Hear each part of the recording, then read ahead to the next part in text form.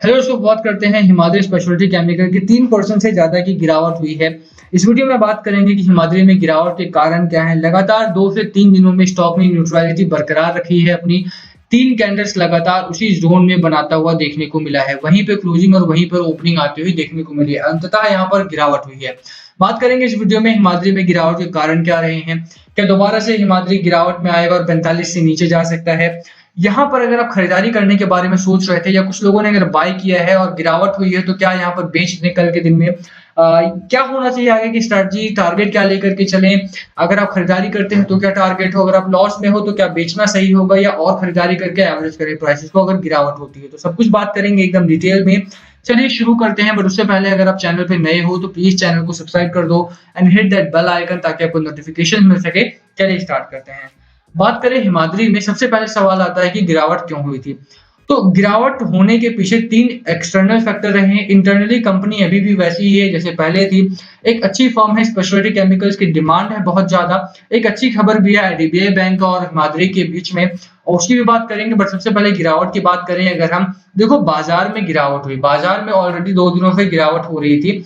इस बार जो गिरावट हुई यानी कल के दिन में जो गिरावट हुई वो रीजंस थोड़े से अलग थे, और वही उसी का असर है कि जो बड़े-बड़े स्टॉक जो लगातार रैली में थे उनमें भी गिरावट हुई है। जैसे मेटल सेक्टर में बहुत तेजी से गिरावट हुई कल के दिन में, सेल में, भेल में, आईओसी में, नाल्को में, इनमें गिरावट हुई बिकॉज ऑफ दीज रीजंस। ठीक है, रीजंस की बात करते हैं हम सबसे पहले। तो एक कारण तो हमें सबको पता है कि हमारे सामने कोविड-19 तो है ही, जिसका असर बहुत तेज और बहुत गहरा है बाजार के ऊपर। कोविड-19 केसेस बढ़ते हैं, कोविड-19 से लेकर के कोई बुरी खबर, अच्छी खबर आती है तो उसका डायरेक्ट असर बाजार के ऊपर पड़ता है। ज़ाइडस को लेकर के खबर आई तो बाजार में बहुत तेजी थी मंडे को, बट उसके बाद ज़ाइडस के ऊपर कोई क्लैरिफिकेशन नहीं आने की वजह से बाजार फिर से अपनी रोड पर निकल चुका, न्यूट्रल जोन में निकल चुका था।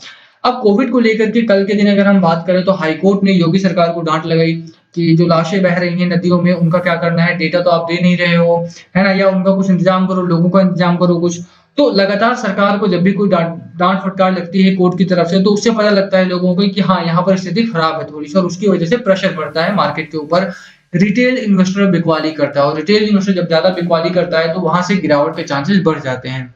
चाहे आम आदमी पार्टी हो, चाहे कांग्रेस हो, चाहे बीजेपी हो, चाहे कोई और गवर्नमेंट रही हो हमारे यहाँ पर, चाहे हो, वो सभी फेल हुए हैं इस पॉइंट ऑफ टाइम पर। जो पॉपुलेशन है उनको कहीं ना कहीं वो फेल होते हुए देखने को मिले हैं, और यही एक कारण है कि कोविड के जो जड़ें हैं वो थोड़ी सी गहराती जा रही हैं। जैसे ही कुछ बुरी खबर आती है तो बाजार पर उसका साफ असर देखने को मिलता है। यही नहीं, दूसरी बड़ी खबर हमारे सामने जिसकी वजह से गिरावट हुई वो थी म्यूकरमाइकोसिस, जिसके केसेस लगातार तेजी से बढ़े हैं। गुजरात से निकल कर महाराष्ट्र, महाराष्ट्र से कर्नाटका, कर्नाटका से दिल्ली में भी केसेस अब आने लगे हैं हमारे यहाँ पर। प्रॉब्लम यहाँ पर ये है कि बात कोविड की करें तो कोविड के बाद ही म्यूकरमाइकोसिस होता है। अगर कोविड में किसी की सिचुएशन जो है वो बहुत क्रिटिकल हो चुकी है और वो फिर भी रिकवर करके आ जाते हैं तो चांसेस बढ़ जाते हैं उनके म्यूकरमाइकोसिस से गुजरने के। तो और म्यूकरमाइकोसिस में जो डेथ रेट है वो 50% का है। ठीक है, कोविड-19 में कितना डेथ रेट है? 1% का। 4 लाख, 4 लाख 10,000, 4 लाख 20,000 केसेस डेली आते हैं कोविड-19 के, और डेथ कितनी होती है? 3900, 4100, 4000 के आसपास की डेथ रेट वहां पर है, यानी 1% के आसपास। बट अगर आप म्यूकरमाइकोसिस की बात करो तो state health minister said mucormycosis has a 50% mortality rate. तो 50% के आसपास का यहाँ पर बचने के चांस है, 50% का डेथ रेट मान सकते हो आप यहाँ पर। अब वो तो आपके ऊपर डिपेंड करता है। बाकी सिचुएशन इस खबर को लेकर के भी काफी खराब हो गई हमारी 12 मई को। ठीक है, तीसरी खबर की अगर हम बात करें, तीसरी खबर जिसकी वजह से बाजार और एचसीएल में गिरावट हुई है, तीसरी खबर हमारे सामने रही कि इजराइल ने गाजा के ऊपर हमला कर दिया था 11 मई को। अगर आपने खबर पढ़ी हो, 12 मई को जांच पड़ताल हुई, केरला की एक लेडी भी उसमें शामिल थी, जो डेथ हुई जिन लोगों की, 43 लोग मारे गए वहां पर। और गाजा ने रिटेलिएट करने का फैसला लिया या नहीं लिया, वॉर लाइक सिचुएशन आगे चलेगी या नहीं चलेगी, उस एंटिसिपेशन में यहाँ पर बाजार में उसकी हीट देखने को मिली है। अगर गाजा रिटेलिएट करता है तो वहां पर इजराइल और गाजा के बीच में वॉर होगा, यूएस अपनी नाक घुसाएगा उसमें, और रशिया भी फिर बीच में आएगा, और फिर जब 2 बड़ी इकोनॉमीज बीच में आएंगी तो फिर भारतीय बाजारों पर उसका असर हमें जरूर देखने को मिल सकता है। और ये बड़ा कारण था हमारा इजराइल गाजा का वॉर लाइक सिचुएशन, जो तीसरी खबर थी जिसकी वजह से भारतीय बाजारों में गिरावट हुई। यही नहीं, पिछले 2 दिनों में 11 मई और 12 मई को इस युद्ध की वजह से, इस वॉर की वजह से डीआईआई और एफआईआई ने दोनों ने ही बिकवाली की है बाजार में, दोनों ने ही, डीआईआई ने भी, एफआईआई ने भी। ये तीसरा या चौथा जो भी आप रीजन मानना चाहते हैं जिसकी वजह से बाजार में गिरावट हुई है। अगर बाजार को संभालना है तो डीआईआई की तरफ से या फिर एफआईआई की तरफ से, अगर बाजार को संभालना है तो चाहे एक फ्रंट से ही सही, बट डीआईआई की तरफ से या एफआईआई की तरफ से भारतीय बाजारों में पैसा आना चाहिए, तभी बाजार हमारा संभलता हुआ देखने को मिलेगा। तो 3 और 4 रीजन रहे हैं जो एचएससीएल को डाउन ट्रेंड में लेकर के गए हैं। अब करना क्या है उसकी बात करें या अच्छी खबरों की बात करें तो देखो एचएससीएल में गिरावट हुई, इसके एक्सटर्नल फैक्टर ज्यादा रहे, इंटरनली कंपनी अभी भी अच्छी है हमारी, तो बेचने का चांस तो नहीं है आपके पास। ये बेचने का तो कोई कारण मुझे नहीं लगता कि यहाँ पर बिकवाली करनी चाहिए। बाकी ये रीजन अगर गहराते हैं, म्यूकरमाइकोसिस बढ़ता है या इजराइल और गाजा के बीच में वॉर बढ़ता है, तो उसका जो असर होगा वो भारतीय बाजारों पर गिरावट के रूप में होगा और एचएससीएल में और गिरावट हो सकती है। ये भी समस्या है हमारे सामने, बट पॉसिबिलिटी है ये एक अच्छी खबर की। अगर हम बात करें तो आईडीबीआई बैंक ने यहाँ पर केमिकल सेक्टर और फार्मा सेक्टर को सस्ते में लोन देने का एक प्लान किया है। 500 करोड़ तक का लोन सस्ते में वो लोग देना स्टार्ट कर रहे हैं, यहाँ से इनिशिएटिव आया है उनका। और अगर केमिकल सेक्टर की बात करें तो वहां पर देखो सबसे जो अच्छी कंपनी हमें इस समय पर लगती है वो हिमाद्री है। अच्छी इसलिए क्योंकि उन लोगों ने मिड साइज कंपनी को लोन देने का वादा किया है, ना कि लार्ज। अगर लार्ज साइज होता तो टाटा केमिकल्स वगैरह वहां पर पहुंच जाते, बट मिड साइज कंपनीज में एचएससीएल बहुत अच्छा है हमारा यहाँ पर एक ऑप्शन। अगर फंड रेजिंग करनी है इनको तो ये इनके पास बेस्ट मौका हो सकता है। बाकी इससे एक चीज आपको ये भी समझनी होगी कि केमिकल सेक्टर की डिमांड है इस समय पर, और अगर आपने स्पेशलिटी केमिकल यानी हिमाद्री में खरीदारी कर रखी है तो आपने एक अच्छा स्टॉक चुना हुआ है, तो बेचना नहीं है आपको, ठीक है।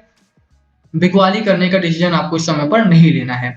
फाइनेंशियल सिचुएशन ठीक ठाक है कंपनी की, दिसंबर नंबर अच्छे रहे हैं हमारे, लगातार कंपनी ने प्रॉफिट दिखाया है और आगे भी कंपनी अच्छा परफॉर्म करती रहेगी। उम्मीद यही है कि मार्च के नंबर जो है हमारे सामने वो भी काफी पॉजिटिव आने की उम्मीद है हमारे लिए।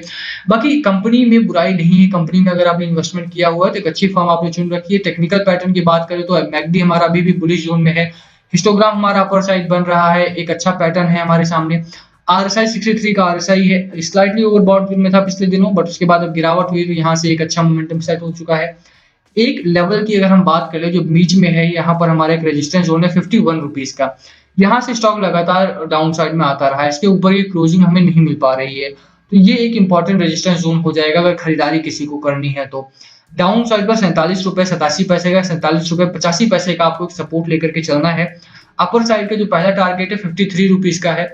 नियर बाय रेजिस्टेंस जोन जो है हमारा वो 51 रुपीज का है, 51 रुपए का हमारा रेजिस्टेंस जोन है। 51 रुपए के ऊपर की क्लोजिंग अगर आती है आने वाले दिनों में तो स्टॉक हमारा दोबारा से एक अच्छी रैली में आ जाएगा और वहां से दोबारा से आपको प्रॉफिट बनना स्टार्ट हो जाएगा। तो खरीदारी कर सकते हो आप इस स्टॉक में, बट लंबे समय के लिए खरीदारी करना है, शॉर्ट टर्म के लिए स्टॉक को अवॉइड करना है। शॉर्ट टर्म के लिए थोड़ा सा स्टॉक जो है रिस्की हो सकता है हमारे लिए, ठीक है। शॉर्ट टर्म के लिए अवॉइड करो, लॉन्ग टर्म के लिए खरीदारी करो। खरीदारी कितनी करनी है, थंब रूल जो है हमारा 5% ऑफ योर टोटल कैपिटल ही इसमें निवेश करना है, बस ज्यादा नहीं। इसे बाय ऑन डिप्स की स्ट्रेटजी के साथ, रिस्की इन्वेस्टमेंट है, छोटा स्टॉक है तो 5% से ज्यादा का पैसा इसमें नहीं लगाना है आपको। बाकी रिस्क है तो यहाँ पर पैसा भी है, इसीलिए यहाँ पर खरीदारी की जा सकती है। बाकी लंबे समय के लिए करना है, शॉर्ट टर्म के लिए नहीं करना है। वीडियो यहीं खत्म करते हैं, पसंद आई तो लाइक करना। 66 का टारगेट अभी भी हमारा इस स्टॉक में है। लास्ट कॉल आपका होना चाहिए, खरीदारी करनी है या नहीं करनी है, क्या है आपकी स्ट्रेटजी, प्लीज कमेंट करके शेयर करना। वीडियो खत्म करते हैं, पसंद आई तो लाइक कर देना। चैनल पे नए हो तो सब्सक्राइब किए बिना मत जाना। Thank you for watching and yes कुछ पूछना हो तो प्लीज कमेंट बिलो, सभी कमेंट्स रिप्लाई करने की कोशिश करेंगे। Thank you.